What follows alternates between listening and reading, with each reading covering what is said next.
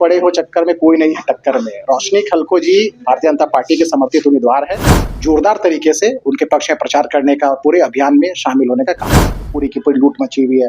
हर विभाग में घोटाले भ्रष्टाचार की फाइलें लगातार सामने आ रही है। कई मामलों के लिए ये 6 सालों में सरकार जिस तरह से घोटाले घपले भ्रष्टाचार से इनकी पहचान हुई है, पूरी की पूरी प्रदेश की अराजकता की स्थिति है, लॉ एंड ऑर्डर चरमराई हुई है, इन सभी चीजों को ध्यान में रखकर मतदाता वोट करेंगे जितने नगर कि अगर चुनाव चिन्ह के आधार पर चुनाव हो जाए तो इनका सुपड़ा साफ हो जाएगा। इन लोगों ने अपने चहेतों को जिताने का काम किया। श्रीमती रोशनी खलखो जी रांची की रोशनी बनकर उभरे। हम लोग इसी संकल्प के साथ हम लोग देश के प्रधानमंत्री वो चाय वाले थे, चाय वाले से लेकर प्रधानमंत्री तक का सफर तय किए। एक आदिवासी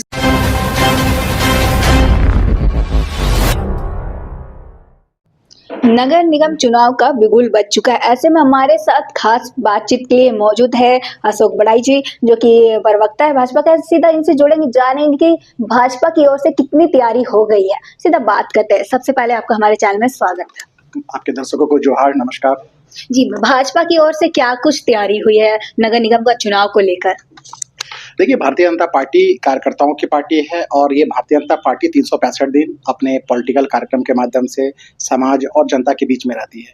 तो इसलिए चुनाव जब भी आ जाए, हम उन बरसाती मेढकों जैसा नहीं है कि चुनाव आए और वो अपनी तैयारियां करते हैं। हम 365 दिन 24 घंटा हम हर दिन कुछ ना कुछ अपने पॉलिटिकल कार्यक्रम के माध्यम से पब्लिक का, जनता का सेवा करते रहते हैं। इसलिए हमारे लिए कोई नया चीज नहीं है। चुनाव अभी है, आज नाम वापसी का दिन था।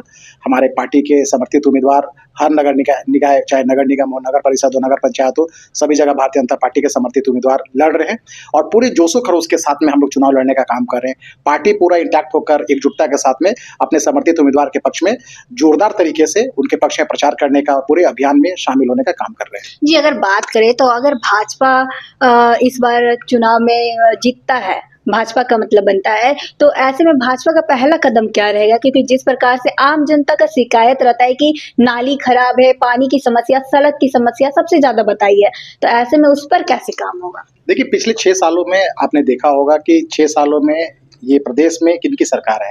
हेमंत सोरेन जी की सरकार है, कांग्रेस झारखंड मुक्ति मोर्चा आरजेडी की सरकार है, इंडिया अलायंस की सरकार है।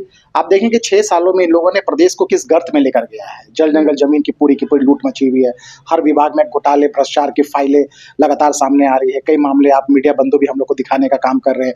पूरी की पूरी अराजकता की स्थिति है, लॉ एंड ऑर्डर पूरी की पूरी चरमराई हुई है। दिन दहाड़े बच्चियों का किडनैप हो जा रहा है, अपहरण हो जा रहा है, फिरौती मांगा जा रहा है, मर्डर किया जा रहा है और पुलिस पूरा बोलते हैं ना, अपराधी को खुली छूट दे रखी है। पुलिस खुद वो अवैध कामों में वो अपने आप को संलिप्त रखी हुई है। तो ये 6 सालों में आप देखेंगे प्रदेश के 3.5 करोड़ जनता पूरी की पूरी त्रस्त हो चुकी है। तो अब अवसर आया है कि सरकार को आईना दिखाने का और लोकतांत्रिक व्यवस्था में हर जनता पब्लिक के पास में, आम आदमी के पास में अपने वोट का, मत का अधिकार होता है कि वो सरकार को वापस बैठाने का काम करेगी कि वापस उसको कुर्सी से उतारने का काम करेगी।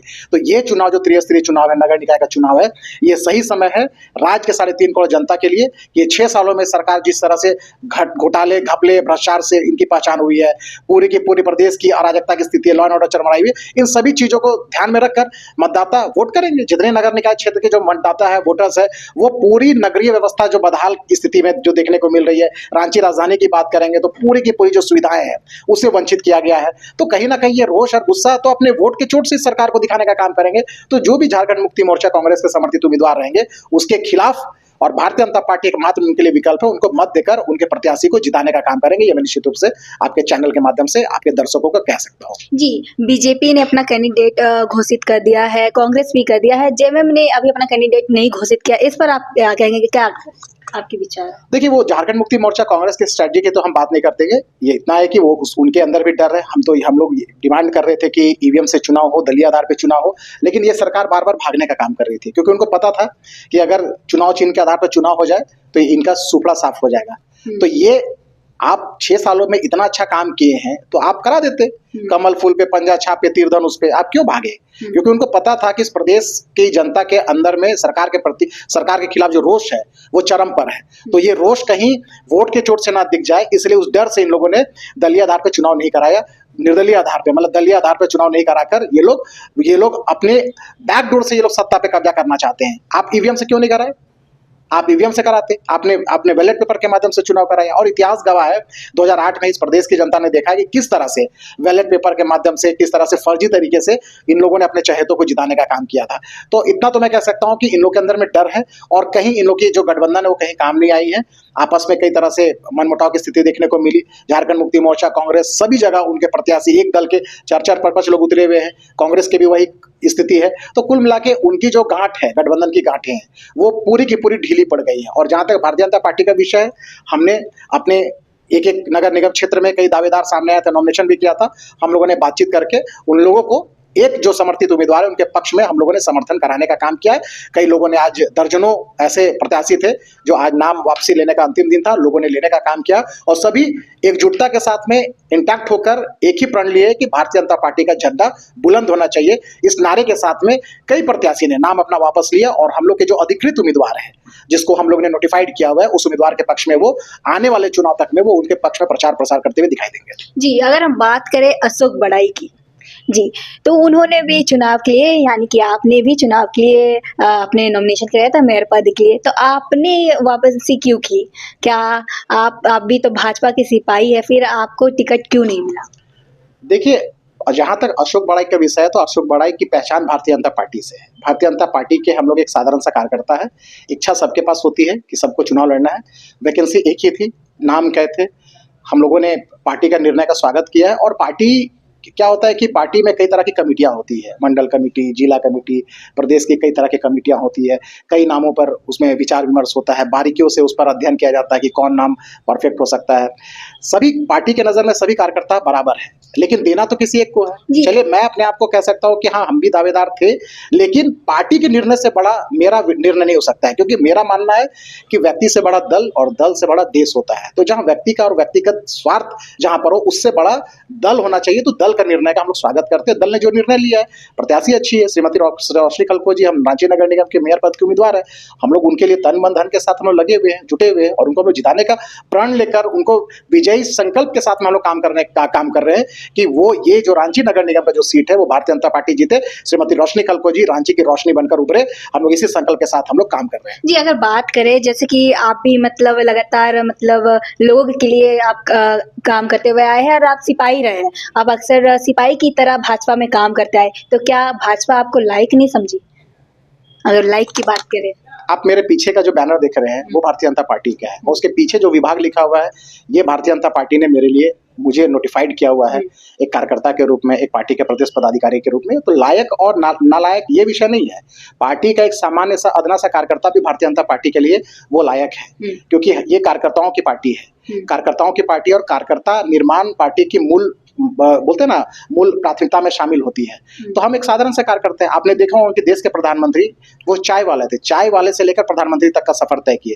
एक आदिवासी समाज की, गांव में रहने वाली एक आदिवासी समाज की बेटी देश की राष्ट्रपति बनती है, एक मजदूर का बेटा देश राज्य का मुख्यमंत्री बनता है। तो कई ऐसे उदाहरण है। तो इसीलिए कोई यहाँ पर नालायक नहीं है, कोई यहाँ पर लायक नहीं है। हाँ, हम इतना कह सकते हैं कि पार्टी जब जब जिसको जहां जहां लगाती है, कार्यकर्ता वहां लग जाते हैं। यही भारतीय जनता पार्टी और अन्य दल के विभिन्नता है, अंतर है। हम बोलते हैं पार्टी विद डिफरेंस, तो ये दिखता भी है कि कार्यकर्ता को जब जहां पर लगा दिया जाता है, वो उसके लिए लग जाते हैं। आप देखिए ना, पार्टी में जब किसी कार्यकर्ता को कभी अंडमान निकोबार भेज दिया जाता है, कभी असम भेज दिया जाता है, कभी किसी अन्य राज्य में भेज दिया जाता है, लोग बिना कोई सवाल किए हुए वे सिर्फ नोटिफिकेशन निकलता है, चले जाते हैं। तो ये कार्यकर्ता निर्माण भारतीय जनता पार्टी करती है, और इसी कार्यकर्ता निर्माण के साथ में आज दुनिया के सबसे बड़ी पॉलिटिकल पार्टी का श्रेय भारतीय जनता पार्टी को जाता है। तो यही खूबसूरती है। जी, तो इस नगर निगम के चुनाव में कितना असर रहने वाला है, क्योंकि मुकाबला टक्कर का होने वाला है, और रोशनी खलको का आपसे कितना समर्थन मिलने वाला है? देखिए, बोलते ना, क्यों पड़े हो चक्कर में, कोई नहीं है टक्कर में। रोशनी खलको जी भारतीय जनता पार्टी के समर्थित उम्मीदवार है, और मजबूत उम्मीदवार है, प्रखर वक्ता है। हम दोनों तो रांची नगर निगम में पार्षद के रूप में साथ काम किए हैं। हमने उनका संघर्ष को देखा है।